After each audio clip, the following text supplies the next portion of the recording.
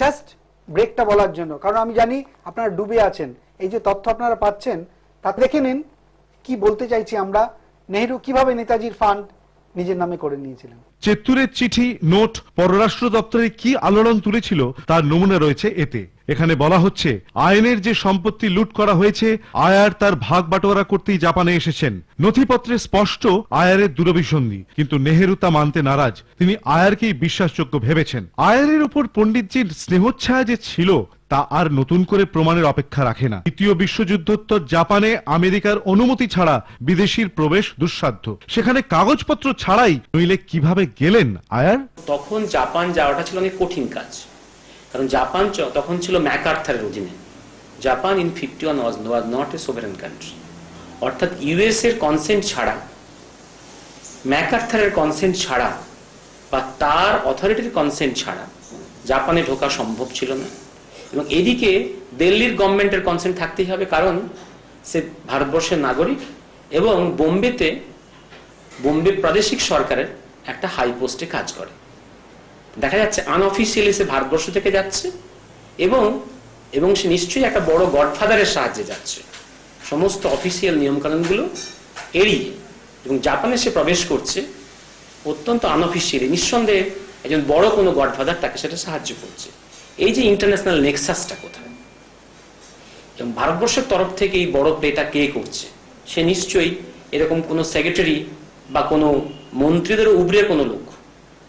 হ্যাঁ, সেই ব্যক্তিকে আপনারা পাচ্ছি 52 সালের যে পিএমও ফাইলস, যে এনজিও ফাইলস গুলো পাচ্ছি, তাতে এই গডফাদারের মুখটা দেখতে পাচ্ছি। এই গডফাদারের নাম মিস্টার জে নেহেরু।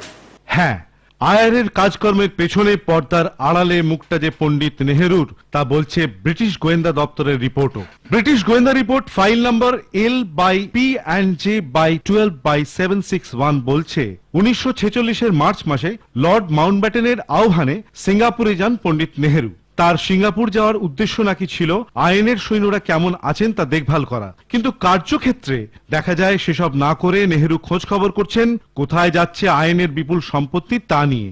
আইনের বিপুল পরিমাণ সম্পত্তি যে সিঙ্গাপুরে আছে তা জানত ব্রিটিশ গোয়েন্দারা, স্বভাবতই জানতেন লর্ড মাউন্টব্যাটেনও। তাই বোধহয় তিনি তার পরম বন্ধু জওহরলাল নেহেরুকে আমন্ত্রণ জানিয়েছিলেন সিঙ্গাপুরে যেতে।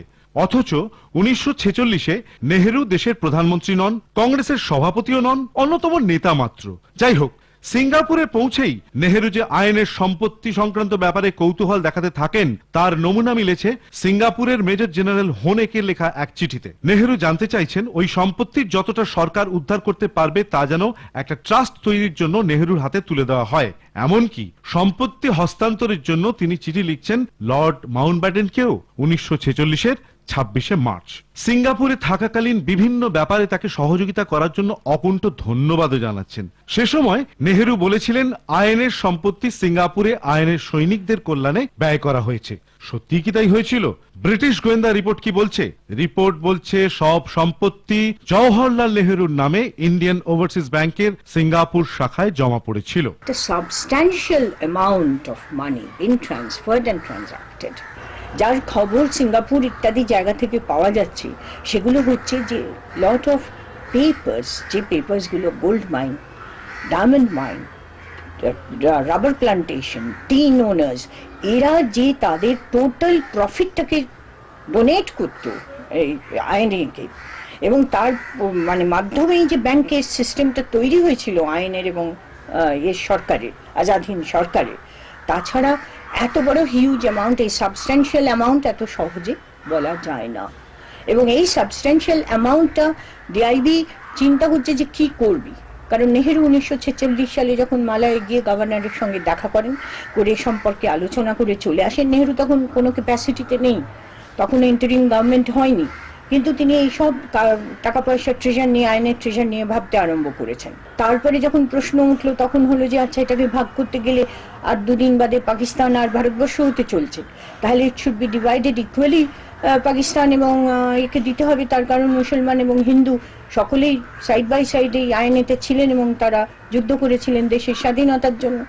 বিরাট একটা যখন এরকম একটা অদ্ভুত পরিস্থিতিতে পৌঁছাচ্ছে, পরবর্তী কাগজ যখন প্রাইম মিনিস্টারের সেক্রেটারিয়েটের কাগজে দেখতে পাওয়া যাচ্ছে যে মোহাম্মদ ইউনূস নোট দিচ্ছেন যে যা কিছু এই সাবস্ট্যান্সিয়াল অ্যামাউন্ট, সেটা যে কতখানি আজও আমাদের কাছে নেই, যদিও মেনশন করেছিলেন 72,000 crores of dollars আমাদের হিউটয়, কিন্তু সেটাকে আমাদের খুঁজে বার করতে হবে, ওটা উনি মুখে বলেছিলেন।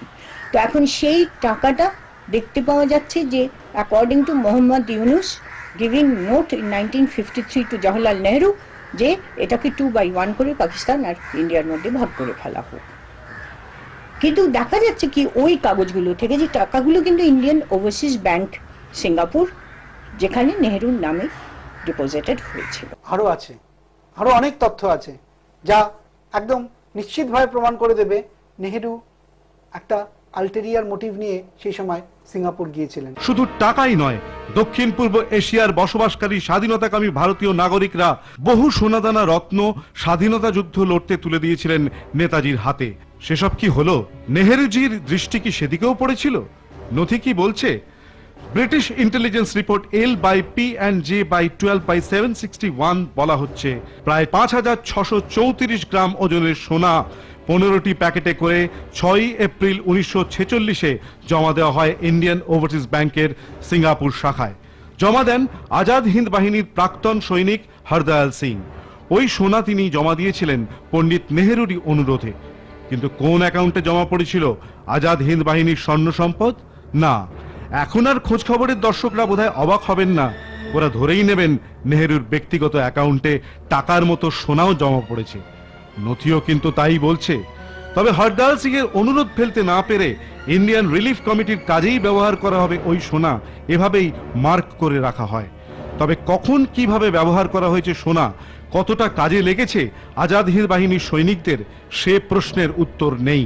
ব্রিটিশ ইন্টেলিজেন্সের সেই গোপন ফাইল খোঁজ খবরে এর আগেই আপনারা দেখেছেন 1946 সালে মালয়ে যান জওহরলাল নেহেরু।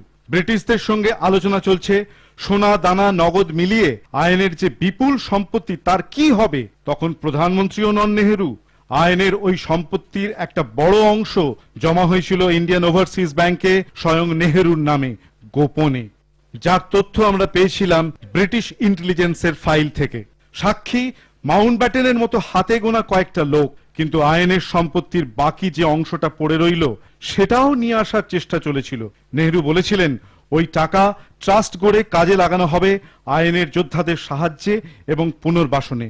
কিন্তু কি হলো শেষ পর্যন্ত? কর্নেল নেগির মতো স্বাধীনতার যোদ্ধারা কিছু পেলেন কি? कुछ नहीं मिला हमको। आईने की तरफ से कोई फंड नहीं मिला except this freedom fighter pension. किसी को नहीं मिला? नहीं। तो नेहरू ने बताया मालया में बहुत सारी फंड है, वो फंड आए न पर्सनल के देना पड़ेगा। देना पड़ेगा तो कहाँ दिया उन्होंने? कहाँ कहाँ उसका ट्रेस है? So have you get any help from the government of India after that? No, nothing. We were declared black, and we from Multan we were given railway pass up to Dehradun to my hometown, and at the same time and remark were given dangers to civil security, required strict supervision. Azad Hind বাহিনী দেশের মুক্তির লক্ষ্যে লড়াকু সৈন্যদল। এ বাহিনীর বেশিরভাগই ছিলেন British ভারতীয় বাহিনীর সৈনিক। দক্ষিণ পূর্ব এশিয়ার রণাঙ্গনে যুদ্ধ করতে এসে যুদ্ধবন্দী এই সৈনিকদের প্রথম সংগঠিত করেন ক্যাপ্টেন মোহন সিং। এরপর রাসবিহারী বসু আর সুভাষচন্দ্র বসুর নেতৃত্ব এই বাহিনীকে করে তোলে স্বাধীনতা যুদ্ধের অসমসাহসী অগ্রণী বাহিনী। কদম কদম বাড়ায় যার তালে, চলো দিল্লি পুকারে। ব্রিটিশ রাজের রাতের ঘুম কেড়ে নিয়েছিল দেশপ্রেমিক এই সৈন্যদল। দেশের জন্য রক্ত ঢেলেছে অকাতরে, দিয়েছে প্রাণ, লক্ষ্য স্বাধীনতা।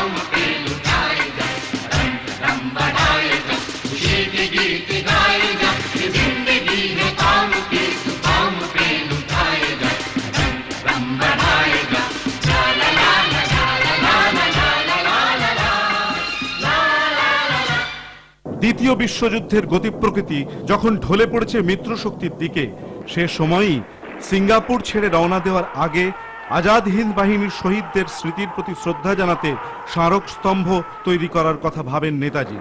তার নির্দেশে রাতারাতি তৈরি হয় স্মৃতিস্তম্ভ। স্তম্ভের উদ্ঘাটনও করেন নেতাজি। আবার ব্রিটিশ বাহিনী সিঙ্গাপুর দখল করার সঙ্গে সঙ্গে রাতারাতি ধ্বংস করে দেওয়া হয় আজাদ হিন্দ বাহিনীর নিহত সৈনিকদের শ্রদ্ধার স্মারক। হ্যাঁ, এই সেই দৃশ্য। দেখুন কিভাবে ডিনামাইট দিয়ে ভেঙে ফেলা হয়েছিল আজাদ হিন্দ বাহিনীর শহীদদের স্মৃতিস্তম্ভ। বিজয়ীর গর্বে শহীদ স্মৃতিকে অসম্মান করতে ছাড়েননি প্রবল প্রতাপান্বিত ব্রিটিশ রাজ।